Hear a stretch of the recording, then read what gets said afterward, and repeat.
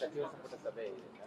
ಕೆಲವೊಂದು ಕಡೆ ಸರ್ಕಾರ ಜಾತಿ ಜನಗಣತಿ ವರದಿ ಚರ್ಚೆ ಮಾಡಕ್ಕೆ ಹಿಂಜರಿತಾ ಇದೆಯಾ, ಒತ್ತಡ ಇದೆಯಾ? ಗೊತ್ತಿಲ್ಲ ನನಗೆ. ಮುಖ್ಯಮಂತ್ರಿಗಳು ಹೇಳಿಕೆ ಕೊಟ್ಟಿರೋದು ನೋಡಿದೆ. ಇವತ್ತೇನು ತರೋದಿಲ್ಲ ಸಬ್ಜೆಕ್ಟ್ ಅಂತ ಏನು ಹೇಳಿದ್ದಾರೆ, ಕಾರಣ ಗೊತ್ತಿಲ್ಲ, ಏನು ಗೊತ್ತಿಲ್ಲ. ಅದೇ ಇವತ್ತು ಕ್ಯಾಬಿನೆಟ್ ಒಳಗಡೆ ಹೋಗಿದ ಮೇಲೆ ಹೇಳ್ತಾರೆ ಅಂತ ಕಾಣಿಸುತ್ತೆ, ಯಾವ ಕಾರಣಕ್ಕೆ ಮುಂದಕ್ಕೆ ಹಾಕಿದೀವಿ ಅಂತ. ಒಂದೆಲ್ಲ ಹೇಳ್ತಾ ಇದ್ರು, ಈ ನೆಕ್ಸ್ಟ್ ಕ್ಯಾಬಿನೆಟ್ ತರ್ತೀವಿ ಅಂತ ಹೇಳ್ತಾ ಇದ್ರು. ಇದ್ರಲ್ಲಿ ಕಾರ್ಯಸೂಚಿಯಲ್ಲಿ ಇದ್ದಿದ್ದು ಕೂಡ ಆಗ್ತಾ ಇಲ್ಲ. ಕೆಲವು ಸಂದರ್ಭದಲ್ಲಿ ಆಗುತ್ತೆ, ಅನೇಕ ಕಾರಣದಿಂದ ಸಬ್ಜೆಕ್ಟ್ಗಳು ಮುಂದಕ್ಕೆ ಹಾಕ್ತಾರೆ. ಸಬ್ಜೆಕ್ಟ್ ತಂದಿದ್ರು ಕೂಡ ಒಳಗಡೆ ಡೆಫರ್ ಮಾಡಿ ಇದನ್ನ ಅಂತಾರೆ ಬೇರೆ ಕಾರಣಕ್ಕೆ. ಯಾರಾದರೂ ಕ್ಲಾರಿಫಿಕೇಶನ್ಸು ಮತ್ತೊಂದು ಸರಿಯಾದ ಮಾಹಿತಿಗಳು ಕೊಟ್ಟಿಲ್ಲ ಅನ್ನೋ ಕಾರಣಕ್ಕೆ ಮುಂದಕ್ಕೆ ಹಾಕ್ಬಿಡ್ತಾರೆ. ಕುಮಾರಸ್ವಾಮಿ ಅವರು ಒಕ್ಕಲಿಗರು ಮತ್ತು ಲಿಂಗಾಯತರನ್ನ ಡಿಗ್ರೇಡ್ ಮಾಡೋದಕ್ಕೆ ಈ ವರದಿ ಮುನ್ನೆಲೆಗೆ ತಂದಿದ್ದಾರೆ ಅಂತ ಆರೋಪ ಮಾಡಿದ್ದಾರೆ. ಆ ರೀತಿ ಏನು ಯಾವುದೇ ಉದ್ದೇಶ ಸರ್ಕಾರಕ್ಕಿಲ್ಲ. ಪದೇ ಪದೇ ರೀತಿ ತರ್ತೀವಿ ಅಂತ ಹೇಳೋದು ಮಾಡದೇ ಇರೋದು ನೋಡಿದ್ರೆ ಒತ್ತಡ ಇದೆಯಾ, ಮಾಡಬಾರ್ದು ಅನ್ನೋದಕ್ಕೆ ಗೊತ್ತಿಲ್ಲ. ಆ ರೀತಿ ಏನು ಅದೇ ತರದ ಅಭಿಪ್ರಾಯ ಬರುತ್ತೆ. ಆ ರೀತಿ ಏನು ಇದ್ದಂಗಿಲ್ಲ. ಆ ರೀತಿ ನನಗೆ ಗೊತ್ತಿರೋ ಹಾಗೆ ಆ ರೀತಿ ಏನು ಒತ್ತಡಕ್ಕೆ ಮಣಿದು ಮುಂದಕ್ಕೆ ಹಾಕೋದು ಅಂತ ಆ ರೀತಿ ಏನಿದೆ ಆಗಿದೆ.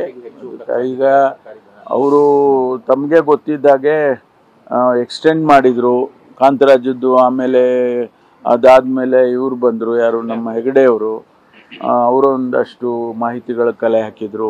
ಅವರು ವರದಿ ಕೊಡೋದು ಸ್ವಲ್ಪ ನಿಧಾನ ಆಯಿತು, ಮತ್ತು ಅವರಿಗೂ ಎಕ್ಸ್ಟೆನ್ಷನ್ ಕೊಟ್ಟರು.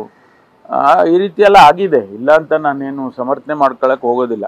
ಅಂತಿಮವಾಗಿ ವರದಿ ಕೊಟ್ಟಿದ್ದಾರೆ, ಅದನ್ನು ಮುಂದೆ ಇಟ್ಟು ಅದಕ್ಕೆ ಚರ್ಚೆ ಮಾಡಿ ಅದಕ್ಕೆ ಏನು ಮಾಡಬೇಕು, ಅದಕ್ಕೆ ಅಂತಿಮ ಆಡಬೇಕಲ್ಲ, ಅದನ್ನು ಸಭೆಯಲ್ಲಿ ಯಾವಾಗ ತರ್ತಾರೋ ಅವಾಗ ಅಂತಿಮ ಆಡ್ಬಿಡ್ತೀವಿ. ಮುಖ್ಯಮಂತ್ರಿಗಳು ಹಿಂದಿನ ಸರ್ಕಾರದವರು ತಗೊಳ್ಳಿಲ್ಲ, ಕುಮಾರಸ್ವಾಮಿ ಟೀಕೆ ಮಾಡ್ತಾರೆ, ಹಿಂದಿನ ಸಿಎಂಗಳು ಮಾಡಲಿಲ್ಲ. ಇದನ್ನ ನೀವು ಬಂದು ಅಧಿಕಾರಕ್ಕೆ ಬಂದು ನೀವು ತಗೊಳ್ಳೋಕ್ಕೂ ಇಷ್ಟು ಮೀನಾಮೇಷ ಎಣಿಸೋದು ಎಷ್ಟು ಸರಿ ಅಂತ? ಇಲ್ಲ, ಸರಿ ತಪ್ಪು ಅನ್ನೋದು ಚರ್ಚೆ ಮಾಡಕ್ಕೆ ಹೋಗೋದಿಲ್ಲ. ಮುಂದೆ ಈಗ ಈ ಸಭೆ ಇಲ್ಲ ಅಂದರೆ ಮುಂದಿನ ಸಂಪುಟದ ಸಭೆಗೆ ತರ್ಬೋದು ಅಂತ ನಾನು ಅಂದ್ಕೊಳ್ತೇನೆ. ಆರ್ ಅಶೋಕ್ ಅವರು ಹೇಳ್ತಾರೆ, ಸಿದ್ದರಾಮಯ್ಯವ್ರ ಕುರ್ಚಿ ಅಳಗಾಡ್ತಾ ಇರೋವಾಗ ಜಾತಿ ಗಣತಿ ಇದು ಬರುತ್ತೆ.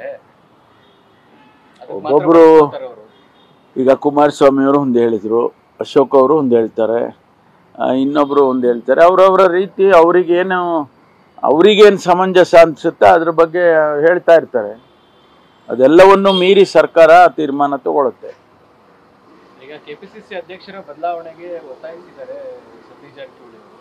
ಸುರ್ಜೇವಾಲಾ ಭೇಟಿಯಾಗಿ ನಾವು ಒತ್ತಾಯ ಮಾಡಿದ್ ನಿಜ ಅಂತ ಹೇಳಿದ್ದಾರೆ. ಯಾಕಂದ್ರೆ ಸಿಎಂ ಆಯ್ಕೆ ಸಂದರ್ಭದಲ್ಲಿ ಎಐಸಿಸಿ ನಾಯಕರೇ ಹೇಳಿದ್ರು ಲೋಕಸಭೆ ಚುನಾವಣೆ ತನಕ ಮುಂದುವರಿಸ್ತೀವಿ ಅಂತ. ಸೊ ಅದನ್ನೇ ನೆನ್ಪು ಮಾಡ್ಕೊಡೋದಕ್ಕೆ ಹೋಗಿದ್ದೀವಿ ಅಂತ. ಗೊತ್ತಿಲ್ಲ, ಬದಲಾವಣೆ ವಿಚಾರದಲ್ಲಿ ತಮ್ಮ ಅಭಿಪ್ರಾಯ ಅನ್ಸುತ್ತೆ? ಇಲ್ಲ, ನನಗೆ ಗೊತ್ತಿಲ್ಲ ಅದು ಅವರೇನು ಆ ಸಂದರ್ಭದಲ್ಲಿ ಹೇಳಿದ್ರು ಅಂತೇಳಿ. ನಾನು ಅವರು ಹೇಳಿದ್ದು ಹೇಳಿಕೆಯನ್ನು ನೋಡಿದೆ, ನಮಗೇನು ಗೊತ್ತಿಲ್ಲ ಅದು. ಸ್ವಾಭಾವಿಕವಾಗಿ ಅವರು ಅಧ್ಯಕ್ಷರಿದ್ದಾರೆ ಮತ್ತು 2 ಭಾಳ ದೊಡ್ಡ ಖಾತೆಗಳಿದ್ದಾವೆ. ಅದಕ್ಕೋಸ್ಕರ ಅವರಿಗೆ ಬದಲಾಯಿಸಿ ಬೇರೆಯವ್ರನ್ನ ಮಾಡಬೇಕು ಅಂಥೇಳಿ ಕೇಳ್ತಾರೆ, ಸಹಜವಾಗಿ ಕೇಳ್ತಾರೆ. ನಾನು ಅಧ್ಯಕ್ಷ ಇರುವಾಗ ಇದೇ ಪರಿಸ್ಥಿತಿ ನನಗೂ ಬಂದಿತ್ತು.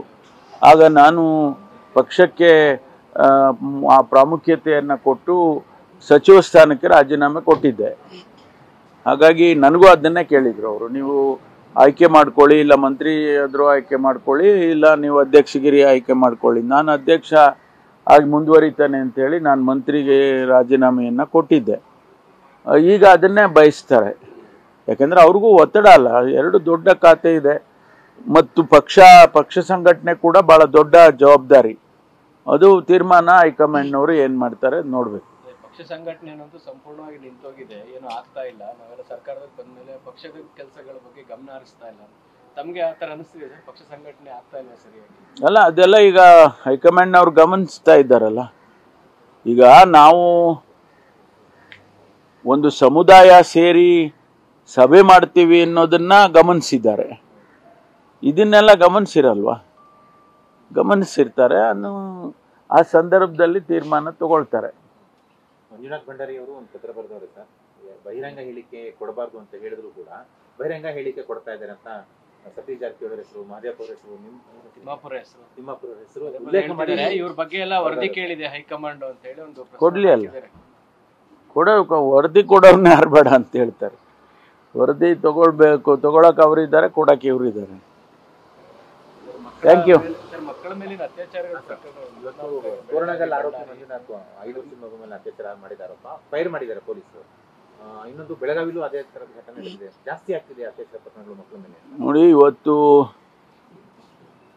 ತಾವು ಗಮನಿಸಬೇಕು, ಮಹಿಳೆಯರ ಮೇಲೆ ಅತ್ಯಾಚಾರ, ಮಕ್ಕಳ ಮೇಲೆ ಅತ್ಯಾಚಾರ, ಇವೆಲ್ಲ ಕೂಡ ಎಲ್ಲೋ ಒಂದು ಕಡೆ ಸಮಾಜದಲ್ಲಿ ನಮ್ಮ ಮನಸ್ಥಿತಿಗಳು ಬದಲಾಗ್ತಾ ಇದೆ ಅನ್ನುವಂಥದ್ದು. It's A social problem. ಇದನ್ನ ಬಹಳ ದೊಡ್ಡ ಪ್ರಮಾಣದಲ್ಲಿ ಇದರ ಬಗ್ಗೆ ಕ್ರಮ ಆಗಬೇಕು. ವಿಶ್ವವಿದ್ಯಾನಿಲಯದಲ್ಲಿ ನಾವು ಪಠ್ಯಪುಸ್ತಕಗಳಲ್ಲಿ ಹೇಳ್ಕೊಡ್ತಕ್ಕಂಥದ್ದು, ಶಾಲೆಗಳಲ್ಲಿ ಹೇಳ್ಕೊಡ್ತಕ್ಕಂಥದ್ದು, ಇದು ಲಾಂಗ್ ಟರ್ಮ್ ಇದು ನಾವು ಮಾಡಬೇಕಾಗತ್ತೆ. ನಾವು ಬರೀ ಪೊಲೀಸ್ನವರು ಅವ್ರು ಯಾರೋ ಆ ರೀತಿ ಮಾಡಿದಾಗ ಹಿಡಿದು ಕೇಸ್ ಹಾಕೋದು ಅದರಿಂದನೇ ಬಗೆಹರಿದು ಬಿಡುತ್ತೆ ಅಂತ ನನಗೆ ಅನಿಸಲ್ಲ. It's a very big social problem. ಅದರಿಂದ ನನ್ನ ಕಳಕಳಿ ಮನವಿ ಏನು ಅಂತ ಹೇಳಿದ್ರೆ, ಜನ ಸ್ವಲ್ಪ ಬದಲಾಗಬೇಕಾಗ್ತದೆ. ಇಂಥ ದೃಷ್ಟಿಯಲ್ಲಿ ಸ್ವಲ್ಪ ಬದಲಾಗಬೇಕಾಗುತ್ತೆ. ವರದಿ ತಗೊಂಡಿದ್ದಲ್ಲ ಸರ್ ಸಚಿವರದು, ಸುಮಾರು 12 ಶಾಸಕರು ಸಚಿವರನ್ನ ಕೈ ಬಿಡ್ತಾರೆ ಅಂತ ಸುದ್ದಿ. ಗೊತ್ತಿಲ್ಲಪ್ಪ, ನನಗೆ ಅದೆಲ್ಲ ಗೊತ್ತಿಲ್ಲ. It's too big a issue for me. ಅದೆಲ್ಲ ಅವರು ಹೈಕಮಾಂಡ್ನವರು ಏನು ಮಾಡ್ತಾರೆ.